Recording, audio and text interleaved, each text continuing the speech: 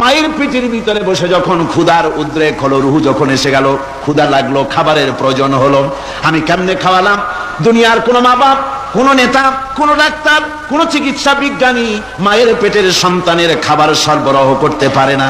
আল্লাহ পাক বলেন তুমি কি খাবে? ব্যবস্থা আমি করেছি। মায়ের মাসিক অসুখকে বন্ধ করে দিয়ে মায়ের নাভির সঙ্গে তোমার নাভির সাথে তার লাগাইয়া দিয়েছি, আর ওই তারের মাধ্যমে রক্ত বের করে দিয়া মায়ের রক্ত দিয়ে তিল তিল করে তোমারে বড় করেছি। রক্তটা মুখে লাগাই নাই, মুখে লাগলে পরে নাপাক রক্ত, মুখটা নাপাক হয়ে যাবে।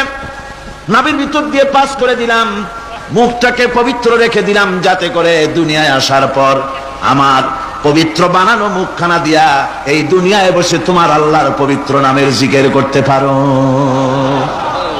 এমন সুন্দর করে মায়ের পিঠের ভিতরে তৈরি করলাম, হাত দিলাম, পা দিলাম, সুন্দর করে বানালাম, এমন নিখুঁত করে বানালাম, তাকায়া দেখো নিজের দিকে, সুন্দর করে বানালাম।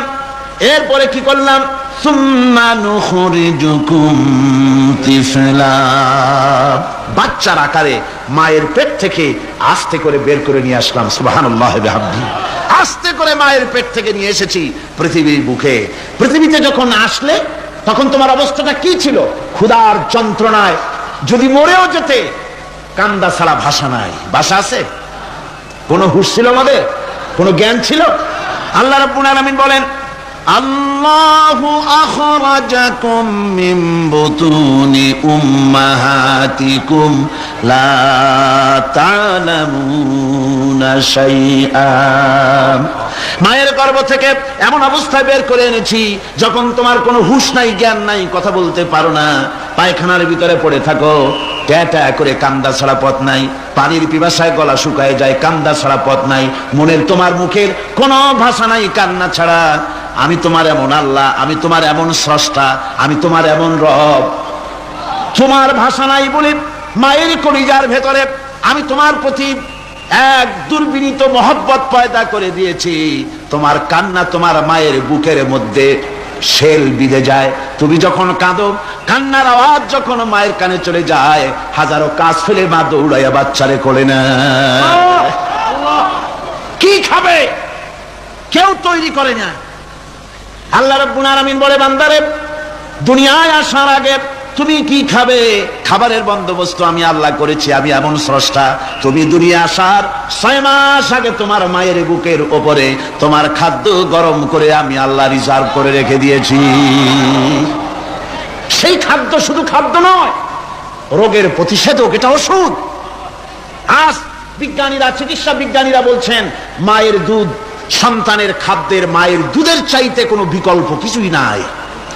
সন্তান পৃথিবীতে এলে মায়ের প্রথম দুধটা, গ্রামে গঞ্জে অশিক্ষিত এলাকায় প্রথম দুধটা ফেলে দেয়, এটাকে মনে করে এটা খারাপ, এটা খাওয়াতে নাই, তাহলে ধনুষ্টঙ্কার হবে, হাবিজাবি কথা বলে। আল্লাহ দুধ বানাইছে বাচ্চার ধনুষ্টঙ্কার হওয়ার জন্য। মায়ের ওই প্রথম দুধটা হচ্ছে সন্তানের জন্য সমস্ত রোগের প্রতিষেধক।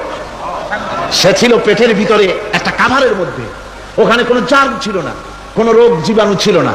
ও পৃথিবীতে এসেছে যেখানে অক্সিজেনের ভেতরে জার্ম রয়েছে, বাতাসের ভিতরে জার্ম রয়েছে, যার পরিবেশটা খারাপ হয়ে আছে, মানুষের শ্বাস প্রশ্বাসে নিঃশ্বাসে হাজারো রোগ জীবাণু ঘুরছে। এই রকমের একটা পৃথিবীতে এসেছে।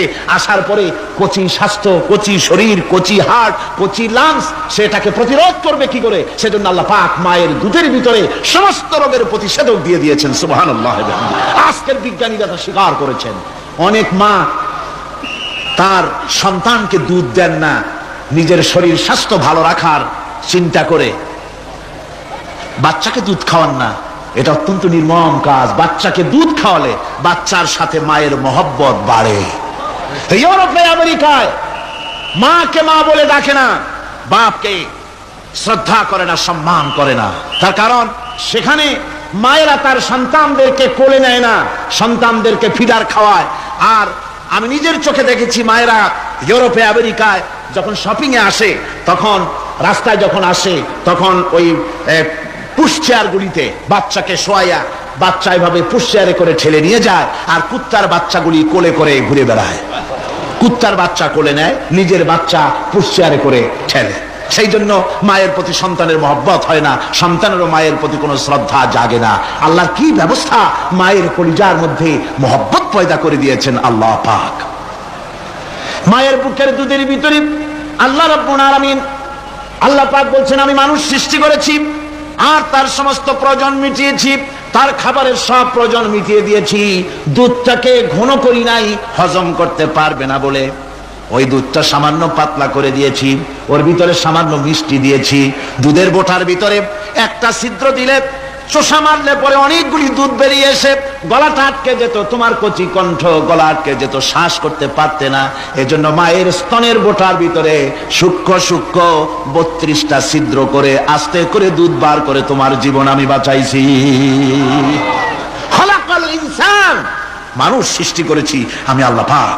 সুতরাং যে আল্লাহ পাক এ মানুষ সৃষ্টি করলেন আর মায়ের কলিজার ভিতরে মোহব্বত পয়দা করে দিলেন, সে আল্লাহ পাক বলছেন খবরদার ওই মাকেও যেন আবার ভুলে যেও না, মাকে সম্মান করে করো, মা বাপকে মোহব্বত করো, তাদেরকে শ্রদ্ধা করো।